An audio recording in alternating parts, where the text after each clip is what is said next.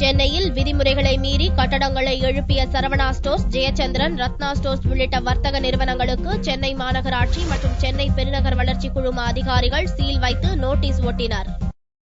சென்னையில் விதிமுறைகளை மீறி கட்டிடங்கள் கட்டப்பட்டதாக எழுந்த புகாரின் பேரில் சென்னை தியாகராய நகர் ரங்கநாதன் தெருவில் உள்ள Saravana stores, Jayachandran textiles, textiles of India, Ratna stores, Usman சாலையில் உள்ள சில வர்த்தக நிறுவனங்கள் உட்பட 48 நிறுவனங்களின் கட்டிடங்களுக்கு சென்னை மாநகராட்சி மற்றும் சிடிஎம்ஏ அதிகாரிகள் திங்களன்று சீல் வைத்தனர். விதிமுறைகளை மீறிய கட்டிடங்கள், அடுக்குமாடி குடியிருப்புகள் மீது நடவடிக்கை எடுக்க கடந்த 2006ஆம் ஆண்டு சென்னை உயர்நீதிமன்றம் ஒரு கண்காணிப்பு குழுவை அமைத்தது.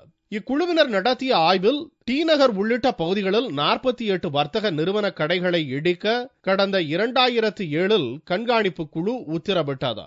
இந்நிலையில் தமிழக அரசு கொண்டு வந்த அவசர சட்டத்தால் இந்த நடவடிக்கை கைவிடப்பட்டது.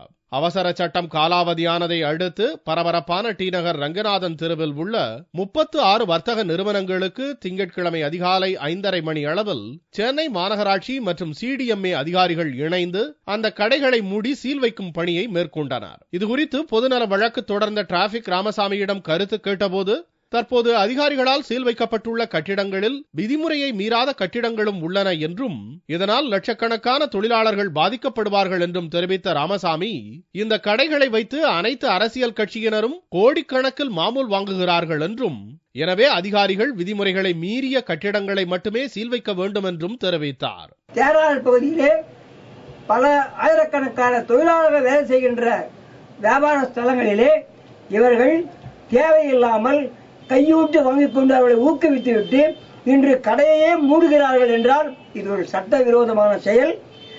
ஆகவே அவர்கள் எத்தனை மாடிகள், அடுக்குமாடிகள் தவறாக கட்டியிருக்கிறார்களோ அவற்றையெல்லாம் சீல் வைக்கலாமே ஒழிய மெயின் கட்டிடங்களை சீல் வைப்பது என்பது தவறான ஒரு முறை. அதை அவர்கள் திருத்திக் கொண்டு அவர்களை வியாபாரம் செய்ய அனுமதிக்க வேண்டும், சட்டத்துக்கு உட்பட்டு. அப்படி செய்யவில்லை என்றால் ஒரு வார காலம் பார்த்திருப்பேன். இப்படி சீல்கள் திறக்கப்படவில்லை என்றால் நிச்சயமாக மற்றும் ஒரு புதுநலனுக்கு மக்களின் சார்பாகவும் அவர்கள் சார்பாகவும் கொடுக்க இருக்கிறேன் என்பதை தெரிவித்துக் கொள்கின்றேன். வழக்கம் போல் காலையில் பணிக்கு வந்த ஊழியர்கள் தாங்கள் பணிபுரியும் கடைக்கு சீல் வைக்கப்பட்டிருந்ததை கண்டு திகைத்து நின்றனர். இந்நிலையில் அடுத்த கட்ட நடவடிக்கை குறித்து வியாபாரிகள் சங்க நிர்வாகிகள் ஆலோசனை நடத்தினார். சீல் வச்சிருக்க பில்டிங்ல ஒரு 75% 40-50 ஆண்டுகளுக்கு முன்னால கட்டினது அந்த பில்டிங்கையும் சீல் வச்சிருக்காங்க. அன்னைக்கு சிஎம்டிங்கிற ஒரு அமைப்பே கிடையாது. அவங்க இன்னைக்கு அதுக்கு பிளான் கொடுன்னா எப்படி கொடுக்க முடியும்? அதனால வணிகர்களை இவங்க தப்பான முறையில் பயன்படுத்துறாங்க. இன்னைக்கு ஒரு பில்டிங்கை சீல் வைக்கிறாங்க, மாடியில் ஒரு 500 ஊழியர்கள் தங்கிட்டு இருக்காங்க. அவங்களுடைய உடைமையெல்லாம் அப்படியே இருக்கு, ஆனால் சீல் வச்சுட்டு போயிட்டாங்க. இப்போ அவங்களுடைய நிலைமை என்ன? அதனால முதல்ல அதிகாரிகள் பண்ற தப்ப இந்த அரசு கேட்கணும். இன்னைக்கு திடுதுப்புன்னு இப்படி கடையை அடைச்சிட்டு சீல் வச்சுட்டு போனா அது எங்களை அவமானப்படுத்துறா போல. சென்னை தியாகராய நகரில் திடீரென்று வர்த்தக நிறுவனங்களுக்கு சீல் வைத்துள்ளதால் வாடிக்கையாளர்கள் ஏமாற்றத்துடன் திரும்பி சென்றனர். தொடர்ந்து முகூர்த்த நாட்கள் வருவதால் பாத்திரங்கள் வாங்க வெளி மாவட்டங்களிலிருந்து சென்னை தி நகருக்கு வந்தவர்களும் பெருத்த ஏமாற்றத்துடன் திரும்பி சென்றனர்.